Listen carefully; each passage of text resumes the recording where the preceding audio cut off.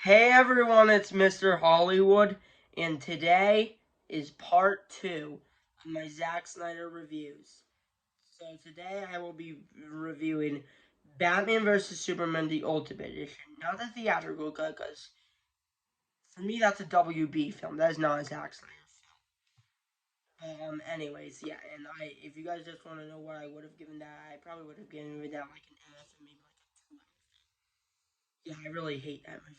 But anyways, a movie I don't hate is the Ultimate Edition, and that is the film that I'm reviewing today. And I know that it's not like a completely different movie, unlike like Justice League and Zack Snyder's Justice League.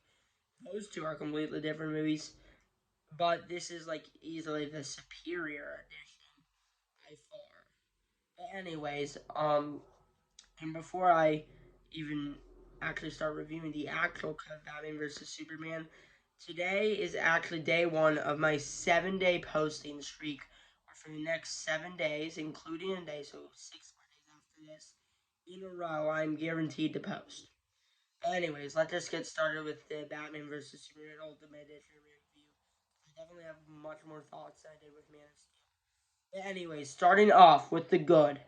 I love it how they expanded the world and left exactly right where Man of Steel left off with Superman's destruction of Zod and seeing it from Batman's perspective.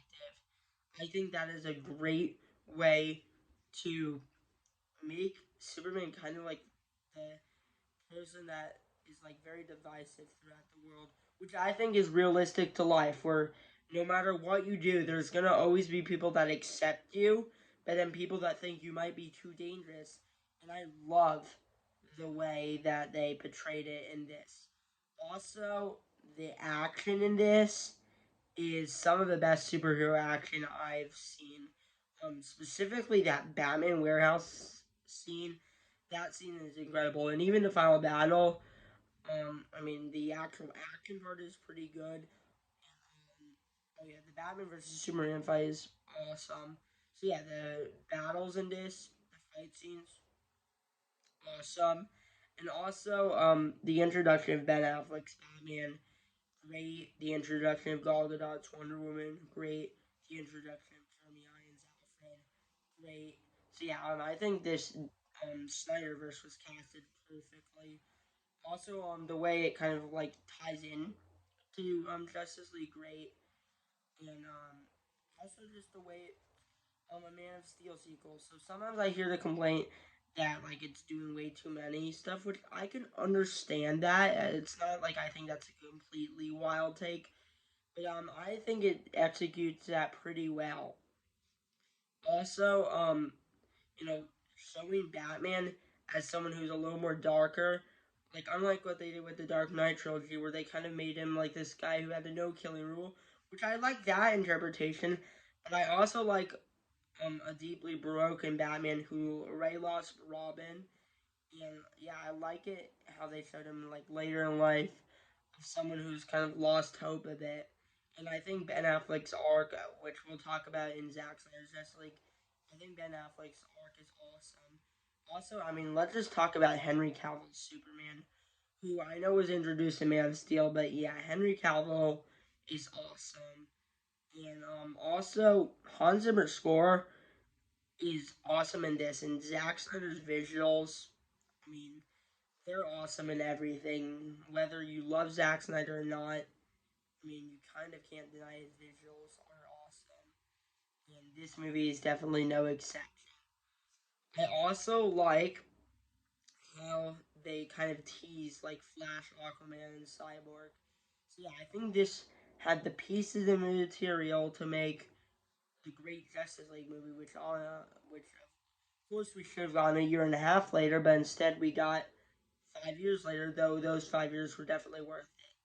So yeah, for good elements, that's pretty much like the main goods. Also, just the world building in general and exploring the Snyderverse. I mean, yeah, I think the way they've explored the the DC lore in Snyderverse, yeah, I think that's incredible. However, there are still some pretty big flaws, and I actually think some of those highs, those positives I talked about, are up there with some of my favorite superhero movies. With the negatives, I don't know if I'd say it's like as low as my least favorite, but it's definitely pretty low. So and there's actually only two negatives, though these negatives are kind of major negatives if you ask me. And the first one is Jesse Eisenberg's Lex Luthor, which I don't think is a terrible idea to have someone who's a little bit more like Mark Zuckerberg esque. However, with a film that's kind of this dark, it just doesn't fully come together. Also, and this is something that I've heard mixed reactions about. I'm definitely on the camp that really hates this decision. I hate that Batman and Superman forgave each other because their mom has the same name. Now, like, I understand that his mom was captured, that Superman's mom was captured, so Batman was trying to save them. I get that. I think that they took, like, a big shortcut where they could have maybe made it more impactful. And, honestly, like, I actually will go back to positives right now. The dynamic between Jeremy Irons as Alfred and Ben Affleck's Batman is incredible.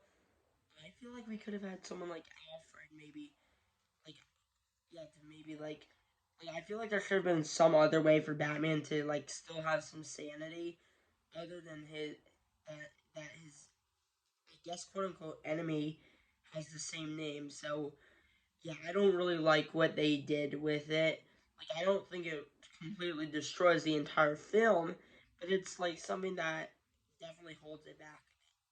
So overall, guys, I think this film is actually a great movie, and this film is kind of a bit hand in hand with Man of Steel. I think this has higher highs and lower lows, so it's a bit hard, but I'm actually honestly going to give this the same score as Man of Steel, which means I would give this one an A minus, and on the entertainment, I will go a 9 out of 10 because I still actually really do love this film. It's not one of my most rewatched, kind of like Man of Steel, but it is a film that I love. So, anyways, that's my review of Batman vs Superman: The Ultimate Edition.